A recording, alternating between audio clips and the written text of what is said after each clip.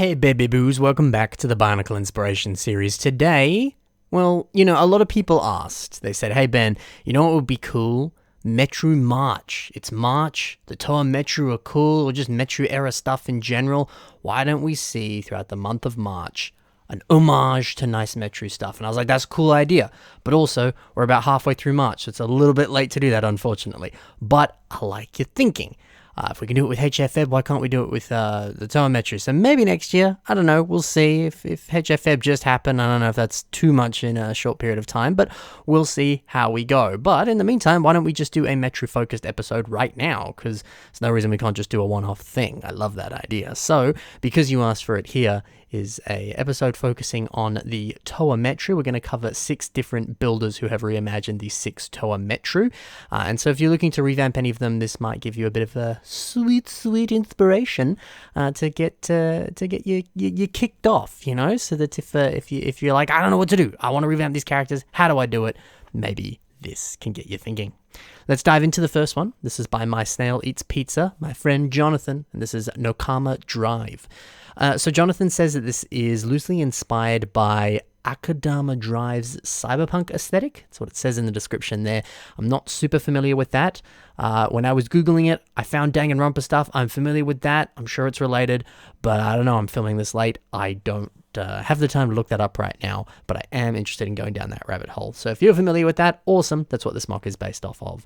And I like the idea of taking inspiration from cyberpunk stuff. The cyberpunk aesthetic is awesome. It's not just that video game that came out some time ago. It's a whole sort of subgenre of stuff, and it's such a beautiful look. I think the idea of this nice brick-built base that's informed some of these photos is a nice detail, and I think it aids the presentation of this mock quite well.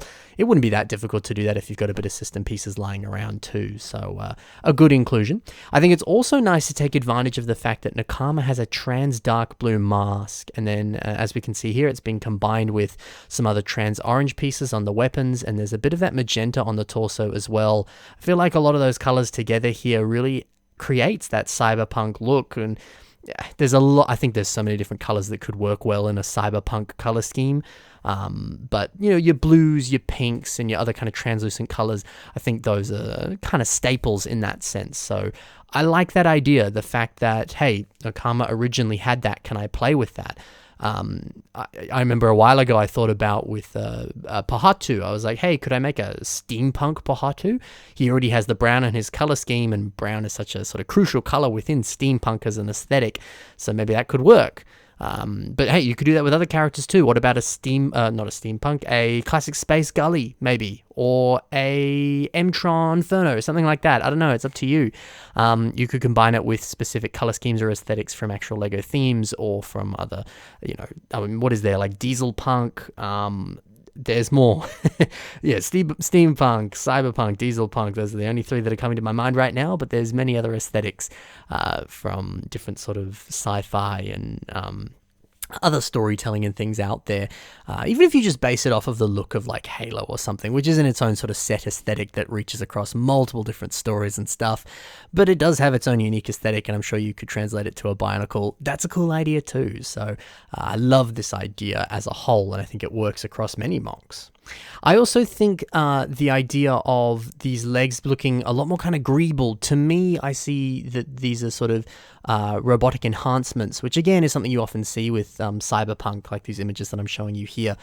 So the inclusion of the legs being a different texture to the rest of the body here is very smart. And another sort of subtle cyberpunk thing here too is the inclusion of this sort of mini jacket that Gully's got going on here. You can see these sort of tan highlights of the sort of furry edges of the jacket, I suppose. When I've just looked at a lot of cyberpunk related characters and that general aesthetic, a lot of them are wearing jackets in a similar fashion, so that's a nice inclusion that surprisingly works well. So all in all, I think this is a very clever take on Nokama, and a great way to approach any kind of revamp for any Bionicle character too. This is awesome. Let's move over to the next one now. This is by Pnickful, and this is Wenower Gallery Crawler. The first thing that grabbed my attention on this mock was the use of the old Fantoka blaster piece. and then flipping it around and then adding the drill on the other end there so that it's this interesting enhanced drilling weapon. I think, actually, I kind of like the idea too of because it is that Zamisphere launcher and you can put the Zamispheres inside it. If you did load stuff into the back, that could be maybe fuel that powers the gun itself, or not really a gun anymore, the drill. So it could be fuel, or it could be, as I was mining, I found these materials, they're just Zamispheres in different colors, but it's still rare ore. I'm going to put it in the back of my drill as a storage container thing. Hey, both of them I think could work well. So it's an interesting idea because not only does it look like a nice weapon, it has some surprisingly versatile designs to it that still fit within the interesting storytelling and world building and stuff. So I like that. I think it's a very creative way of doing the weapon. Something else I enjoy is the fact that there's a bit more silver on this version of Wenower, which you didn't really see on Wenower Metru, but I guess you did on Wenower Hordika there. But I do like the inclusion of the shoulder pad pieces, which we see on G2 Onawa. I think that's a nice touch to include pieces that appeared on other Toas of Earth, even though I suppose Onawa was a master of Earth, but yeah, it was the same thing. So I like that. I think, take a look at other Toa related to the same element of whatever it is that you're revamping, or any monk that you're building that is of a specific element, and see if there's little things you can take or steal from that and apply it to your monk. Even if you sort of spice it up a little bit too, that is a good idea, I think. But I think all of the additions of silver here, to me, it kind of looks like power armor or something that protects the wearer while they're mining. So it's got some nice practical applications to it too. I like that. So bit of extra silver, never hurt anyone. Love how that looks. On to the next one. This is by Lurantis Finality, and this is movie Nuju.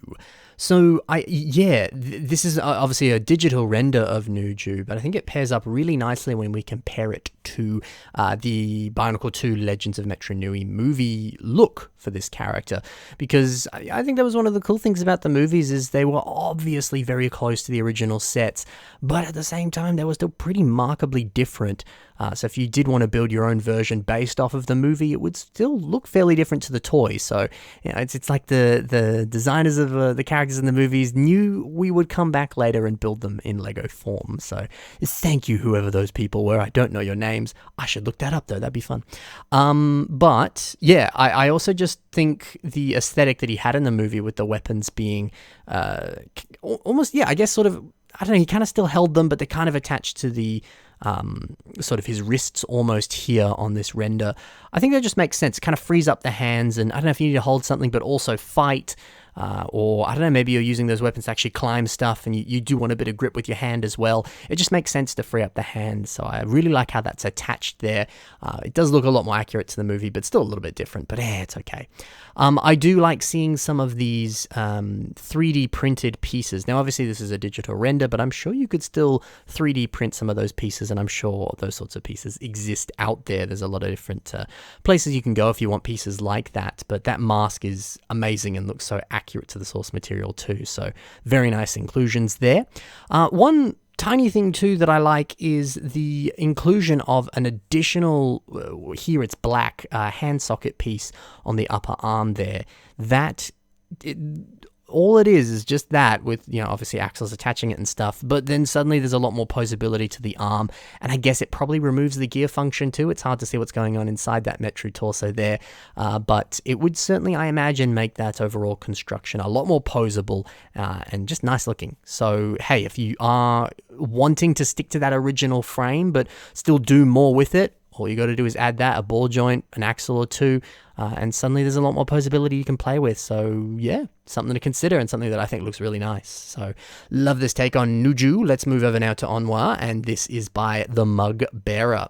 So immediately something that I love about this is the system brick-built mask. Again, this appears to be based a lot more off of the movie version of Onwa, and I think that's a great way of recreating it here with some system pieces. I especially love the inclusion of a few cheese slopes here, one for the nose, but also one down there for the chin. The way that looks, the very sort of top of the cheese slope as it transitions into what appears to just be a 1x1 brown tile there, to me, I just see a little itty bitty tiny mouth, and then the rest of the cheese slope looks like the base of his chin there. It's amazing how much of a mouth forms even though there's just one piece being used. I love how that looks. Definitely play around with some system brick built masks like this because, yeah, you might need a few different pieces to put all that together there and create this design. But man, it looks cool. It looks really cool. Some other stuff I think that is very nice about this mock is how CCBS heavy it is. It's a pretty markable, I'm just making up words now. That's a pretty marked difference. Remarkable difference is a big difference from the Toa Metru frame that we were seeing before. But it still looks cool. Looks really cool. And, hey, we've got so many different construction and even system pieces you can play with these days. So you don't have to stick to the specific frame that it originally was envisioned as. Branch out and do different stuff because like we can see here, it looks very, very nice. And it's also nice to see too with these weapon pieces here because of course the original one had those. It was just a singular piece there. But I don't know about you. I have a bunch of those in my collection. I think the original one that I bought on Onwa, which I remember I got him on I think like my... I don't know how old I was, but I got him as a birthday present from a friend. I remember that. I got it with Vakama. They were my first 2 Toa Metru sets. That was fun. But I remember my original ones are still in good condition, but I've got some in bulk lots in the past. And they've been sat on or something because they're all bent. And it kind of makes sense. It's just this big long strand of plastic. It makes sense if you don't take care of it, it's going to get warped or broken in some fashion. And I unfortunately have some of those in my collection that I've inherited from other people. So it's nice here to see actual chains being used so that it cannot get warped or broken in any fashion. But also, hey, it's an actual chain. You can actually play around with it if you really wanted to and have them swing and climb on stuff. So it's a nice look, which, that is actually what it is. He's got these chain weapons here, so it works well. Love how that looks. Next one now. This is a Metru Revamp, and this is by Explosive Tortuga. So what's cool about this is I think overall it's a lovely mock. However, this is actually a work in progress. The actual finalized mock, let me show it to you now, is totally different and is in fact no longer a Toa Metru revamp here. It's just its own unique character. And I think that's such a good lesson. You might be building something and you have every intention of it being one thing, but as you build, you suddenly realize, no, it doesn't need to be that. It needs to be something completely different. I had that recently. I'm building a little system vignette. I'm waiting for pieces on another mock that I'm building, and I'm really keen to keep building that. It's on my desk right now. I'm looking at it, and it upsets me because that's one thing about living in Australia. If you do any Bricklink order, it's going to take like a month to get to you because that's just how it works. Unless you do it within Australia. But even still, I placed an Australia order and it took like a month to arrive. Anyway, that's irrelevant. But I'm building this system mock right now, this little teeny weeny vignette. And I got pretty close to finishing it. And just halfway through, I realized this isn't the direction it needs to go in. I'm not happy with it. All the vibes I'm getting from this mock are off. It is not good. So I trashed it. Actually, I didn't trash it this morning. It's technically still built. I built the new version using completely different pieces, but I realized I needed to play around with different techniques and it needed to be something different. So it's still roughly the same concept, but the actual look of it is very different. So in that sense, I stuck very closely to what I was doing, but the execution changed. But here, the actual idea completely changed. And I guess that's fairly similar to my Stormer mock, which became an Ice Planet Stormer, but was originally meant to be like a cyberpunk policeman Stormer. And then I realized, that's not what this is. So listen to those impulses that come up as you're building, because you might realize what you're doing isn't right and isn't what it needs to be. The pieces, they speak to you, man. You realize, hey, I gotta do other stuff. Listen to those voices. You're not insane unless you are insane. Anyway, that made me sound insane, that's for sure. So let's go back to this mock. What I like about it is how sleek and agile it looks. There's something about this that reminds me of Iron Man. It looks like an aerodynamic suit. These sleek, nice angles fit perfectly for a Toa of air. And I mean, it does look markedly different from Iron Man. I'm just using that as an example because sometimes his armor looks so like aerodynamic and stuff. And there's definitely times it is a flight suit of sorts. So it's nice to see that rough aesthetic to a degree. I'm sure someone could maybe word it better with a bit of a better example. It looks like a fighter jet of sorts, So yeah, look, it's a fantastic aesthetic, and I think it works surprisingly well to have that sleek, agile look for a Toa of Air. And I also like the inclusion of the Martel Hordika masks as the upper leg armor here. There's something nice about that because obviously it is his Hordika head, and also of course we can see the Hordika silver torso piece being used.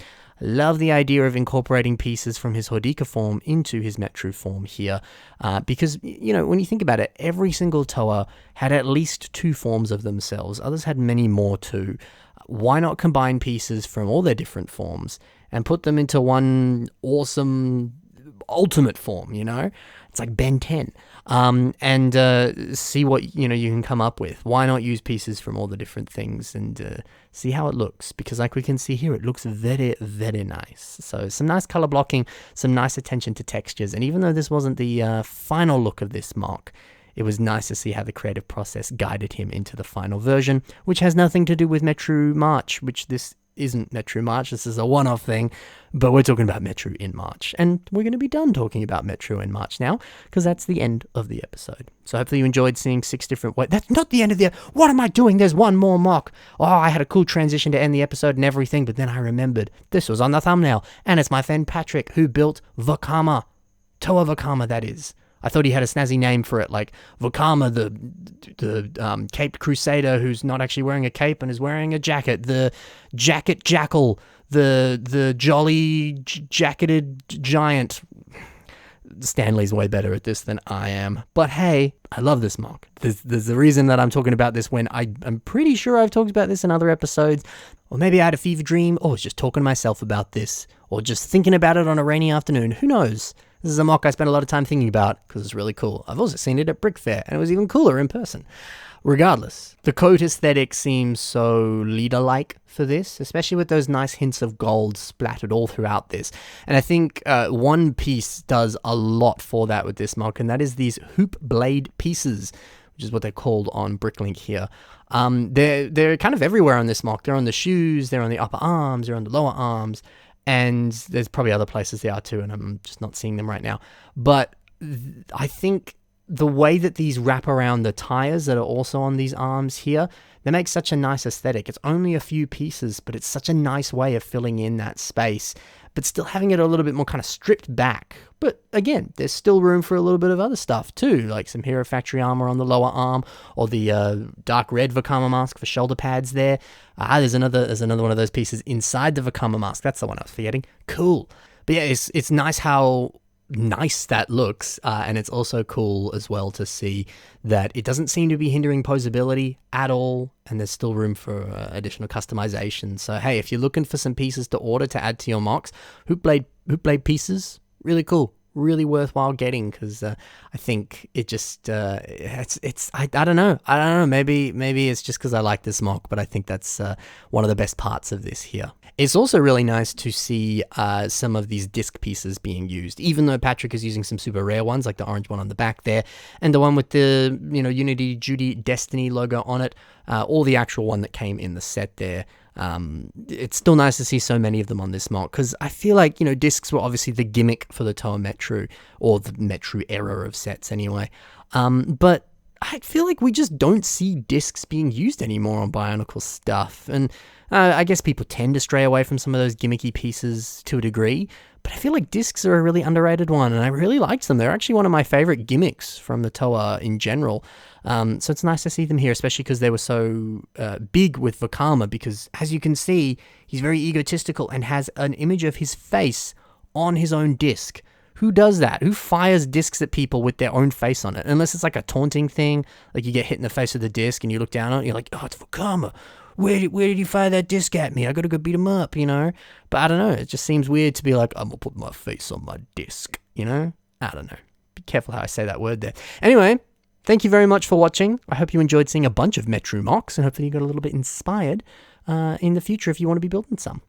Otherwise, check the links in the description and see some of the other stuff that these builders have done. Those links will take you to their flickers and all that other stuff, so you can check that out. Additionally, in the description is links to my own social media, so you can see some of the stuff that I've got going on. I very recently posted a pink castle mock. You can check that out on my Instagram if you're interested in seeing it. I'm very happy with how it looks. Otherwise, there's the submission email, so if you want to submit your own stuff, it's on your screen right now. It's also in the description below if you want to copy and paste it and put it in an email. It's there for you to do so. Thank you. Happy Metru March, I guess. And I'll see you in the next one. Bye for now.